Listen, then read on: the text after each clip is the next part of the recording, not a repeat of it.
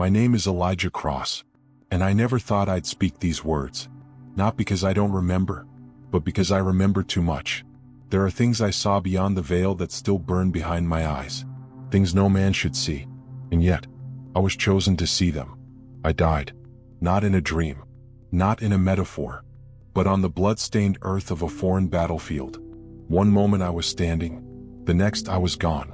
There was no goodbye, no slow fade, just silence, cold, weightlessness, and then, him, Jesus.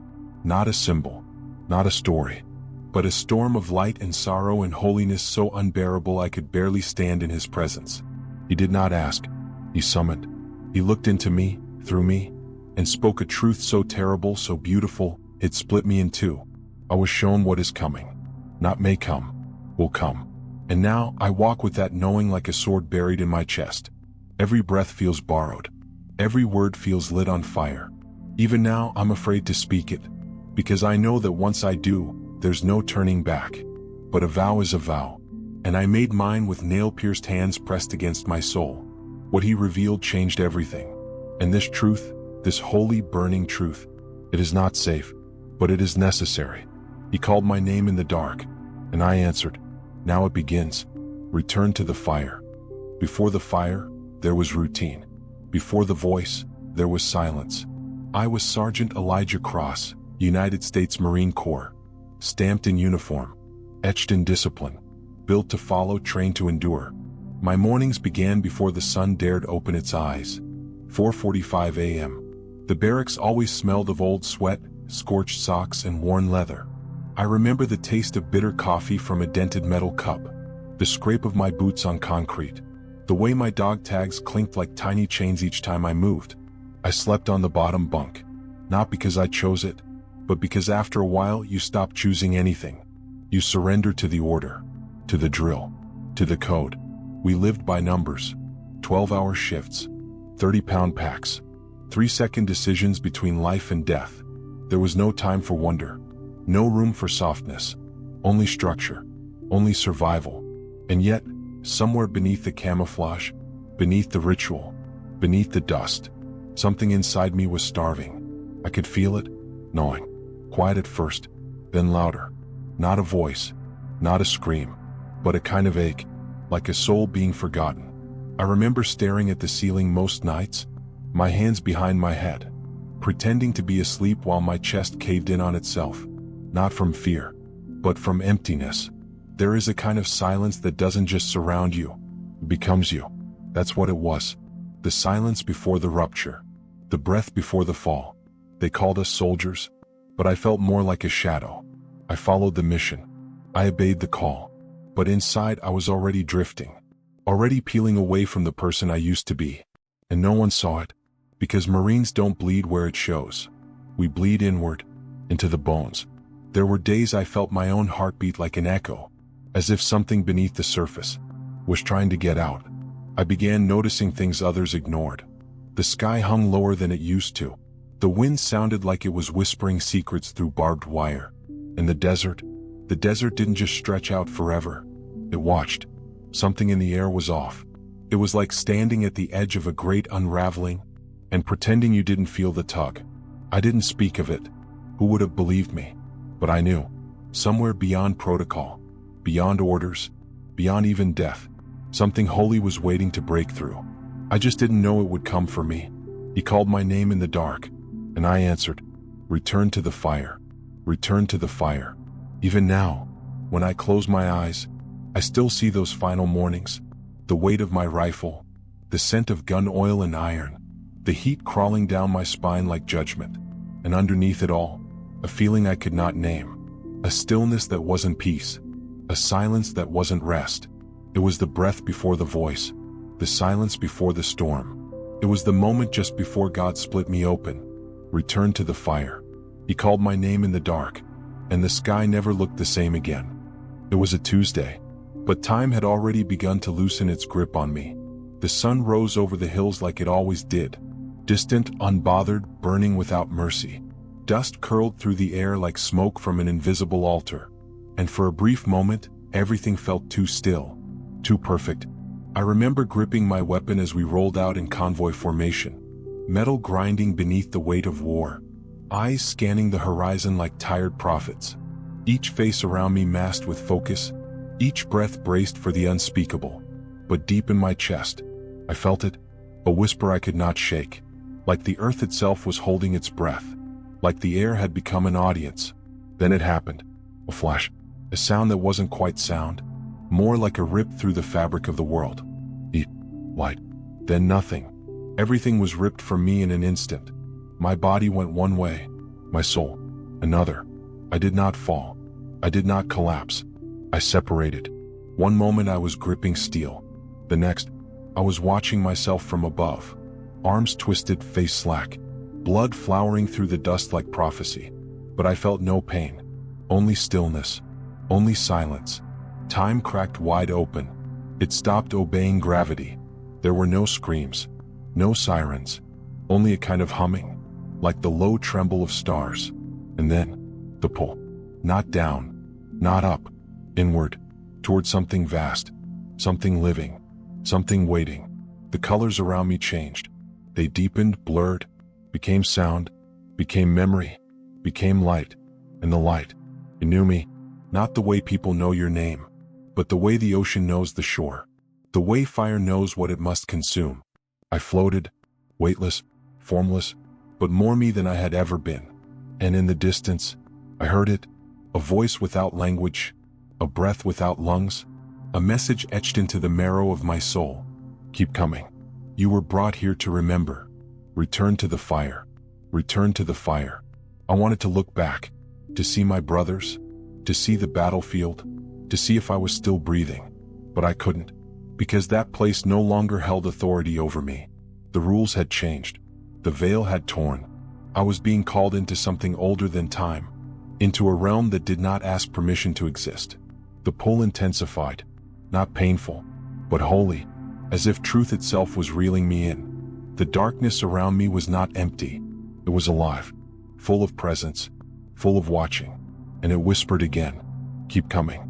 You were brought here to remember. My memories began to unravel. Faces, childhood, pain, silences I never told anyone about. They did not flash. They floated, surrounded me like witnesses. I was no longer bound to sequence. I moved through years like pages in a burning book. I passed moments I didn't even know I had lived. Moments where I should have died but didn't. Moments where he was near, and I had been blind. And all the while, that voice, not booming, not angry, but full, ancient, certain. You were brought here to remember. Return to the fire. He called my name in the dark, and with every breath of that holy silence, I knew I was no longer lost. I was being summoned, not as a soldier, not as a sinner, but as a soul pulled into the center of everything real. There was no fear, because there was no lie left to cling to, only light, only truth, only him. Return to the fire. He called my name in the dark, and I followed the sound, into a place where all things are seen. The moment I crossed the threshold, everything I thought was real dissolved like smoke. There was no door, no gate, no trumpet sounding in the sky, just a shift, subtle but absolute. The air was not air, it was presence. It wrapped around me like memory, breathing, humming, alive. I was not falling. I was not flying. I was being drawn, gently, unrelentingly, into a current of living light. The darkness that had held me just moments before began to fold open, and in its place came music. Not notes, not melodies, but language made of sound and color. It poured through me. It recognized me. There was a passage, not made of walls or beams, but of knowing, a kind of tunnel but not hollow. It was filled with consciousness. Every inch pulsed with revelation. The walls shimmered with images, not projected but remembered. My memories, the forgotten glimmers of childhood, the moment I first lied, the time I chose silence over kindness, every glance I had ever given my mother, every time I turned away from truth. But there was no condemnation, no accusation, just truth, unedited. And the deeper I moved through that living passage, the more I began to feel the weight of being known. I was not alone. There were others, souls, drifting beside me, around me, not in flesh but in light, each carrying their own frequency. Some I knew, some I didn't, but all of them felt connected. One passed close, her light brushed mine, and I felt her entire story in a single moment. Not her name, not her resume, but her pain, her hope, her holiness. We did not speak. We recognized that place, that realm, was built not on distance or time, but on remembrance. I wasn't learning, I was remembering, like everything sacred had been whispered to me long ago. And now, at last, I was hearing it again. Return to the fire. The light ahead was unbearable and tender all at once. It did not shine on me, it shone through me. And as I neared it, every false thing inside of me fell away. I was stripped, not of dignity, but of disguise. And in that nakedness, I found peace. Not the peace of silence, but the peace of being understood, completely, without condition. I remember thinking, this must be the center of all things. Not heaven like I had imagined it, not clouds and thrones, but something far older, far deeper, a realm where every soul is seen, not for what it did, but for what it was made to become. I saw a garden without roots, trees made of sound, rivers flowing with light instead of water, and through it all, the voice, the whisper, you were brought here to remember. He called my name in the dark, and the darkness responded with glory. I looked down, though there was no down, and I saw the trail I had come from, like a vein of glowing thread, pulling from a world that now seems so small. I saw Earth, not as it looks, but as it feels, heavy, crying, cracked with yearning. And I understood, without needing words, that this realm did not forget Earth.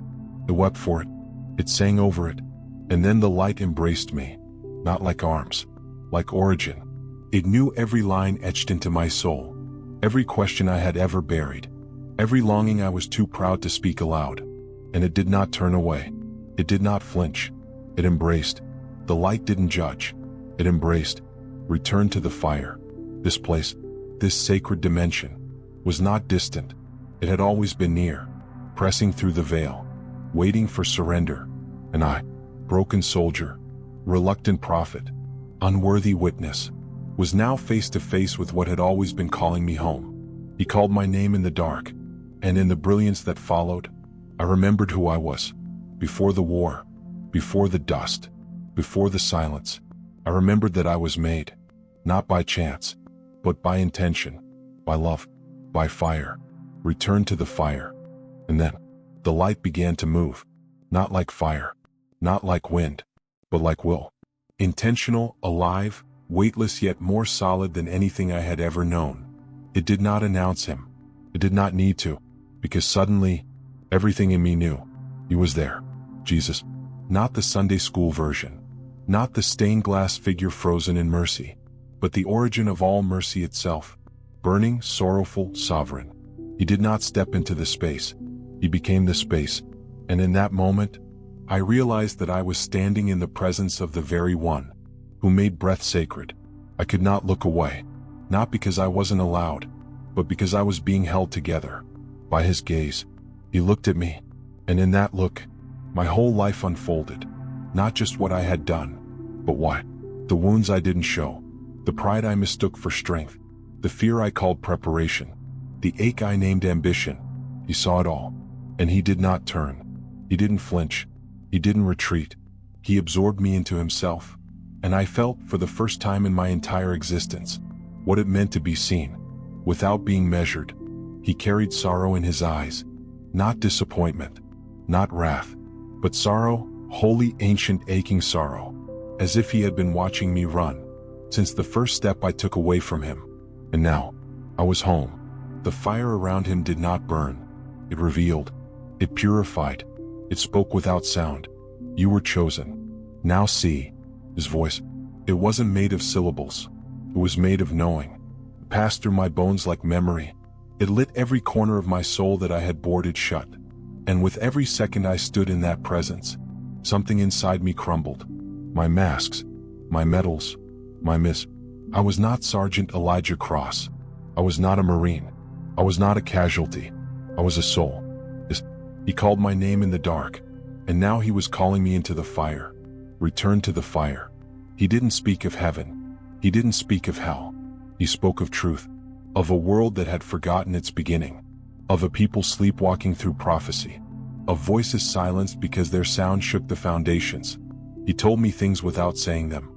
He placed knowledge inside me like stones in water, heavy, clear, impossible to forget. That what I saw as war was only a shadow, that what we called nations were only veils, that behind every structure, every flag, every banner, there were souls, and those souls were bleeding for a kingdom they could not name. I felt the grief of generations, pressed into his silence, and still, he loved. That was the part that undid me. He loved, not vaguely, not generally, not conditionally. He loved me, not the soldier, not the survivor, but the shattered, wandering, bitter boy who had cried into his bunk at 19 and told no one.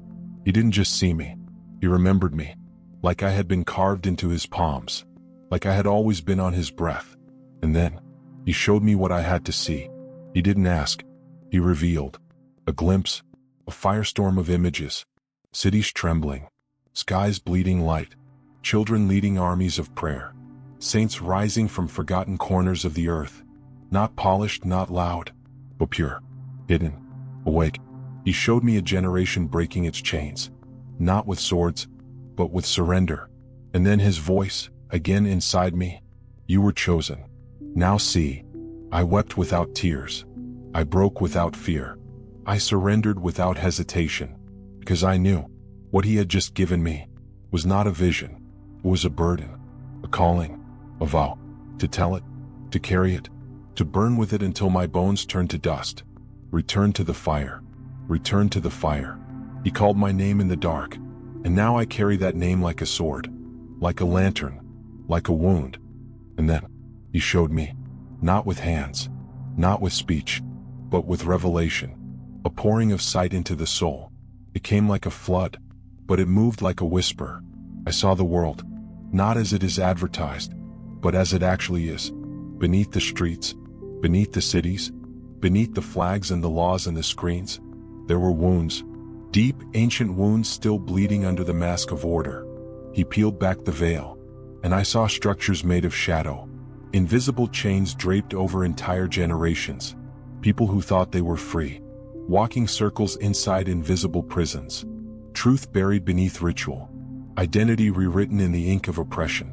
And then I saw them, the forgotten ones, the outcasts, the broken, the discredited, the rejected and mislabeled. Their faces rose like smoke from the soil of the earth, dark and beautiful, weathered and holy. And he said, without sound but with authority, they were chosen. I saw how they had been hidden, pushed to the corners of history, their names scrubbed from the scrolls, their bloodlines interrupted, their light feared. And I saw who did it, not just governments, not just empires, but powers, spiritual architects working through time, to silence the voices that carried fire. They erased them because they feared them. They feared what would happen if they remembered, if they awakened, if they returned. He called my name in the dark, and through his eyes, I saw the names they tried to burn. There was pain in what he showed me, pain that could not be explained, only felt. Entire nations built upon graves, entire theologies built upon lies, entire systems baptized in the name of control. And yet, hope was rising in the most unlikely places, in children who had nothing but their voices, in mothers who wept prayers into kitchen walls, in men whose hearts were breaking open in alleyways and wildernesses. He showed me how the world measures value, through wealth, image, rank. But heaven sees hunger, heaven sees fire, heaven sees surrender. And I saw this truth stretch across every people, every tongue, every skin, every bloodline. The call was the same. Return to the fire. He showed me a scroll unrolling in the sky, written not with ink, but with light. The names of those who carried the ember of awakening. The ones chosen not because they were mighty, but because they were willing. The ones the world forgot. The ones heaven remembered. And he said again, with that same silent force, you were brought here to remember. Then came the vision of corruption, but not the kind we talk about in headlines. This was deeper, a twisting of souls, a war for inheritance, a distortion of the original design. I saw how children were marked, how legacies were broken, how lies were sold as truth for so long, that entire families forgot who they were. And it burned me. It burned not my flesh, but my pride, my blindness, my silence, because I had lived my life believing I knew what mattered. I had followed commands, worn a flag, held a rifle, and missed the deeper war raging beneath my feet. There is a war for the image, not the image of a nation, but the image of God. And he showed me that the image of God has been under siege since the beginning, through slavery, through genocide, through lies spoken in pulpits, and policies signed in secret. And I asked, not with my lips but with my spirit, why? And the answer thundered through me, because they carry my light, and darkness fears the fire. Return to the fire. They erased them because they feared them. But the time of erasure is ending, and the time of remembrance is near. I was shown that this truth, this terrifying, holy, generational truth, was not a theory. It was a seed, and it is now breaking through the soil. But truth must now cost you something. It can no longer be held in silence. It must be lived. It must be declared. It must be borne like a wound and worn like a crown. He showed me that the cost would be high. Reputation, security, familiarity, comfort. But he also showed me the reward is freedom. Not freedom from suffering, but freedom to see. And once you see, you cannot unsee. He called my name in the dark, and what he showed me has become my fire, my vow, my burden, and my breath. Return to the fire. And then he opened the horizon, not the horizon of earth, but of time, of destiny, of the aching future that waits just beyond the veil of our blindness.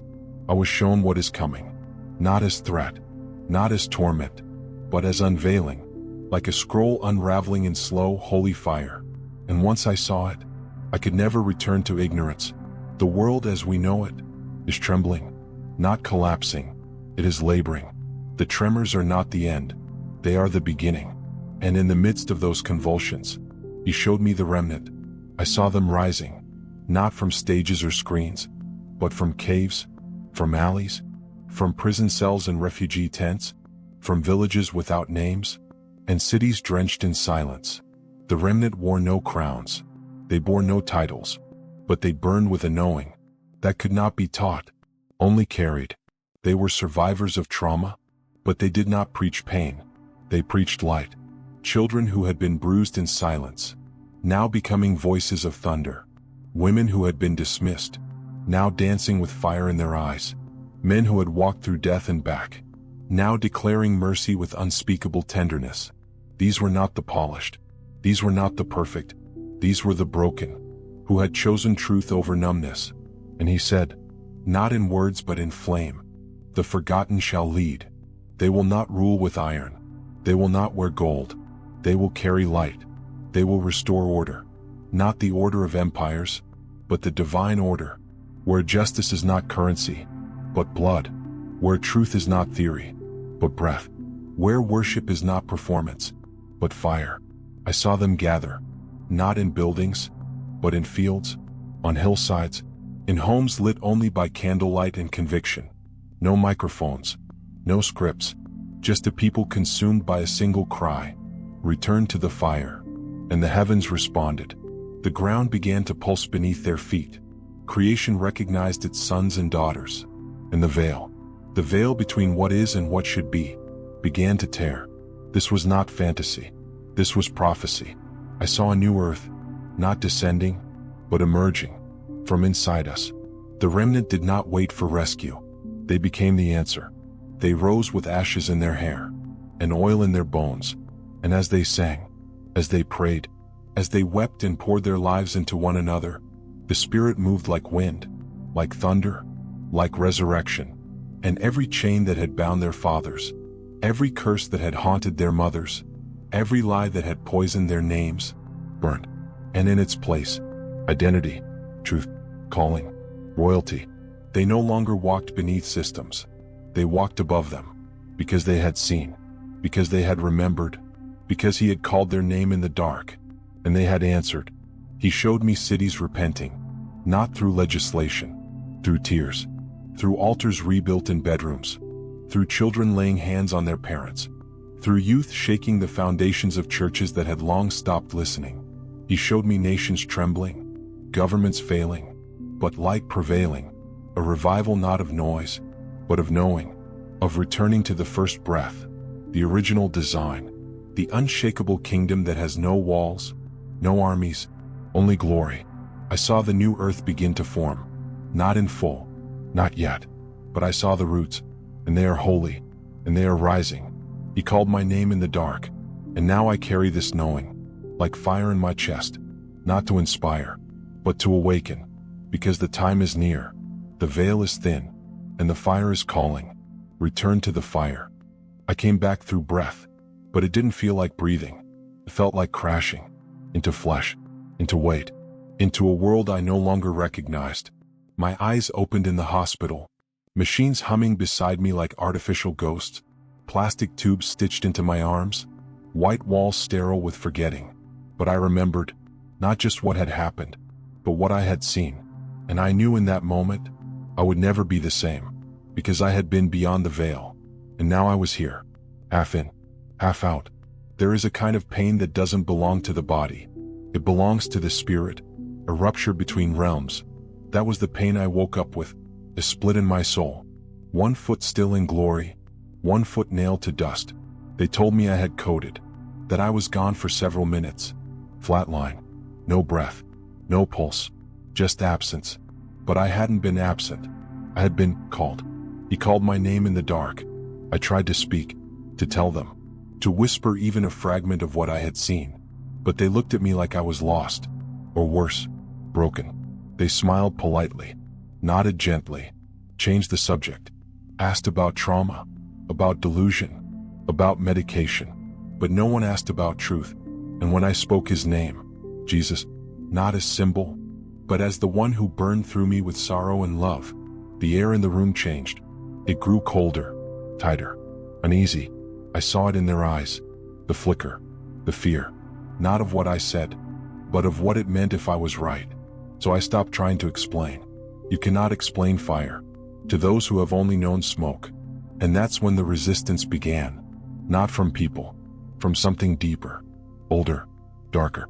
It started with the dreams, violent, chaotic, twisted images of what I had seen, distorted, mocked, perverted. I would wake soaked in sweat, my mouth dry with unspoken terror. Then came the shadows, not imagined, not metaphor, real. They flickered at the edges of rooms. They hovered near light bulbs that began to buzz. They whispered through cracked doorways, and moved when nothing else moved. I felt them, watching, waiting. There were nights I would reach for my Bible, and it would slide off the table on its own. Electronics died around me. My phone crashed every time I tried to record. Emails disappeared. My camera refused to hold an image whenever I spoke the name of Jesus aloud. And that's when I understood. They don't want this message to spread, not because it's a lie, but because it's true. The fire is real. The call is real. The veil is tearing, and the world is about to awaken. But darkness, it never surrenders quietly. It slinks, it strikes, it silences, and still, I speak, not because I am brave, but because I made a vow, and a vow made in the presence of Jesus cannot be broken without consequence. So I whisper, I weep, I write, I testify, even when the world laughs, even when my friends grow quiet, even when my own reflection feels unfamiliar, because I remember, I burn. He called my name in the dark, and now the fire inside me cannot be quenched, not by fear, not by mockery, not by the weight of a world addicted to comfort. I saw what's coming. I saw who's rising. I saw the light breaking through the systems we thought were sacred. And I know, this message was not given to be hidden. It was given to be released, even if it cost me everything. Return to the fire. Return to the fire. The cost is real, but so is the kingdom. There is a war, not the kind you see on your screens, not the kind waged with bombs or borders, a cosmic war for your soul, a war older than language, deeper than flesh, more precise than any weapon ever forged by man. And whether you know it or not, you are in it, right now, even as you sit in silence, Even as you breathe without fear, your name is whispered in realms you cannot see. Some want to chain it, some want to claim it, but one wants to redeem it. He called my name in the dark, and I need you to hear me now, not with your ears, but with the part of you that remembers Eden. Something is coming, not doom, not punishment, but purification. The earth is groaning, the heavens are stirring, the veil is trembling, and what you do with your yes will echo beyond the edges of this lifetime.